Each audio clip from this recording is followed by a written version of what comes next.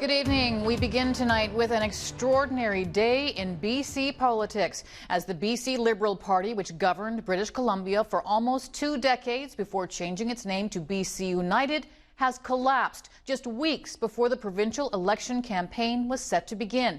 Now, there is a lot to cover here, so let's bring in Rob Shaw at the BC Legislature. Wow, Rob, tell us exactly what happened today.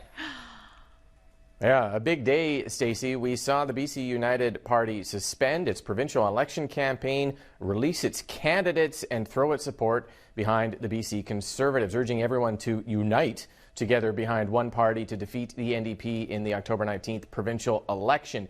United leader Kevin Falcon standing side by side with Conservative leader John Rustad. The two have been bitter enemies for more than a year, but today Falcon said he will bow out of the race and support Rustad. It comes after months of Conservatives surging in the polls, United members defecting and donors switching teams, a realignment of the centre-right opposition vote in BC, but still stunning as it marks the end of a party that fielded premiers like Gordon Campbell and Christy Clark.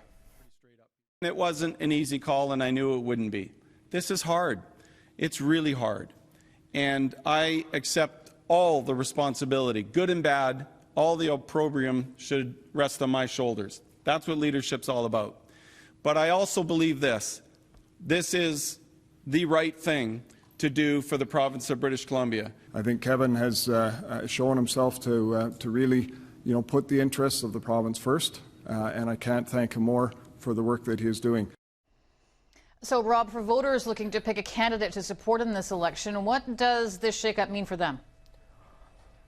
Well, there's going to be a scramble and a realignment on ballots, including the 10 United candidates here on Vancouver Island. You have 52 United candidates having to combine with 84 Conservative candidates in 93 ridings in under 4 weeks to the writ drop. Some United members will switch over, some won't. The parties are agreeing to pick the best of the two teams in a new process that will unfold in the days ahead. We will likely see a few veteran United MLAs like perhaps Ian Payton in Delta South and Peter Millibar in Kamloops consider making that leap to the Conservatives, but in other areas there are names like Shirley Bond and Prince George, Mike Bernier in the Peace region who might get left behind in this shuffle or even thrown under the bus, if you want to call it that. But at the end of the day, most ridings in BC will simply have a BC Conservative candidate on the ballot in October with potentially no United option at all for voters.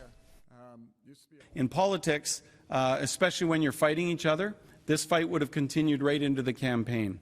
And all I will say is this, that I appreciated John's willingness to recognize that let's agree on one thing, and that is to field the best possible candidates in the next election.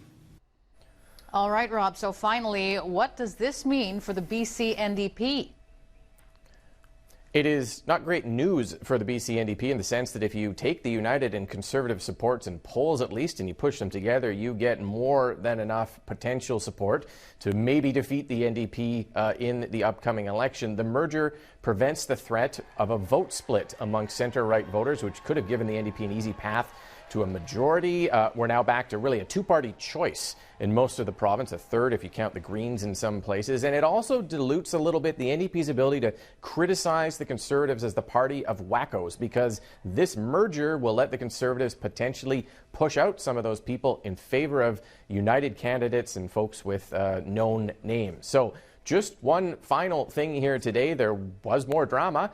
We happen to have an emergency caucus meeting from some BC United MLAs who aren't happy with this development. A lot of moving parts behind the scenes, Stacey, to try to prevent some of this from happening. We'll be watching what that means in the days ahead as another wild day in BC politics reshapes the election with just a couple of months to go.